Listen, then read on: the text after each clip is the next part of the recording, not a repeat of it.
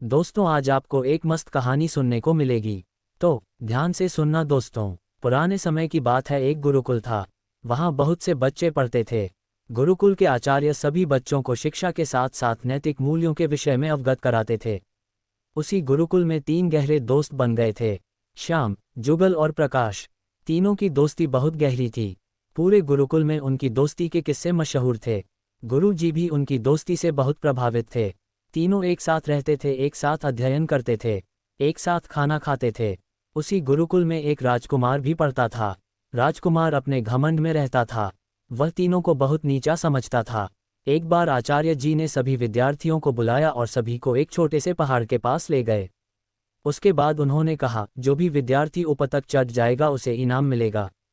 सबसे पहले राजकुमार ने कहा, गुरुजी सबसे पहले हमारा हक बनता है, हम पहले चढ़ेंगे। राजकुमार चढ़ने लगा। कुछ दूर चढ़ के ही वह फिसल कर नीचे आ गया। ये देखकर सब हंसने लगे। राजकुमार को बहुत गुस्सा आया, लेकिन गुरुजी के आगे वह कुछ बोल न सका। उसके बाद बारी बारी से सभी छात्रों ने कोशिश की, लेकिन जो भी चढ़ने की कोशिश करता फिसलकर नीचे आ जाता था। सबसे बाद में उन तीनों दोस्तों का नंबर आया।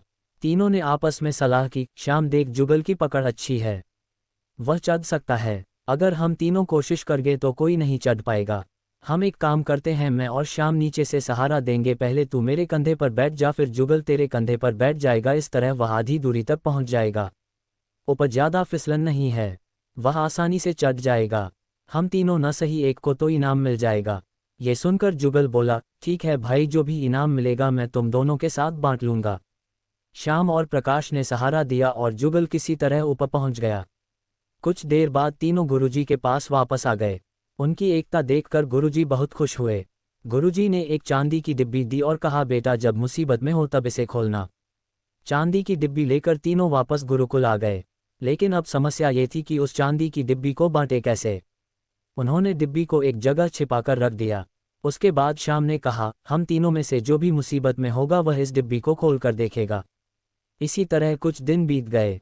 एक दिन तीनों अपने गुरुकुल के अन्य छात्रों के साथ जंगल में जा रहे थे। चांदी की डिब्बी उन्होंने अपनी जेब में रखी हुई थी। तभी वहां डाकुओं ने उन्हें चारों ओर से घेर लिया। सभी छात्र बहुत बुरी तरह घबरा गए। डाकू उन्हें बंदी बनाकर ले जाना चाहते थे। तभी उनकी नज़र राजकुमार पर पड़ी। राजकुमार को उन्होंने पकड़ लिया, जिससे वे राजा से मोटी रकम सोना चांदी लूट सकें। बाकी सबको छोड़ दिया। राजकुमार बुरी तरह रो रहा था। कोई भी उसकी मदद करने के लिए नहीं आ रहा था। जब वे राजकुमार को ले जाने लगे तब श्याम ने चांदी की डिब्बी उनकी ओर फेंक दी। चांदी की डिब्बी में एक हीरा था। हीरे को देखकर डाकुओं की नीयत खराब हो गए। वे उस बड़े से हीरे को पाने के लिए आपस में एक दूसरे को मारने लगे। मौका पाकर राजकुमार भागकर अपने बाकी साथियों के पास आ गया। वे सभी भागकर गुरुकुल पहुंच गए।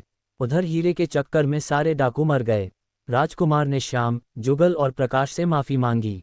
उसके बाद उन्होंने अपने पिता राजा को सारी बात बताई।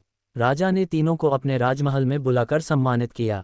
जब वे वापस अपने गुरुकुल आए तो उन्होंने अपने गुरुजी से पूछा, गुरुजी इतना कीमती हीरा आपने हमें क्यों दे दिया। ये सुनकर गुरुजी हंसने लगे और बोले, बेटा वह केवल एक कांच का टुकड़ा था, जो बिल्कुल हीरे जैसा दिखता था। उसका कोई मोल नहीं था, लेकिन वह अनमोल भी है क्योंकि उसने तुम सबकी जान बचा ली और तुम्हारे दुश्मन को सदा के लिए खत्म कर दिया। अगर तुम उसी समय वह चांदी की डिब्बी खोलकर देख लेते तो तुम उसे पाने के लिए आपस में एक दूसरे दुश्मन बन जाते। इसीलिए मैंने मना किया था। मुसीबत में तुम्हें हीरे से ज्यादा अपनी जान प्यारी लगी, इसीलिए तुम्हारी जान बच पाए। उस दिन जब मैं तुम्हें पहाड़ पर चढ़ा रहा था तब तुमने एकता दिखाते हुए अपने साथी को ऊपर चढ़ाने में मदद की।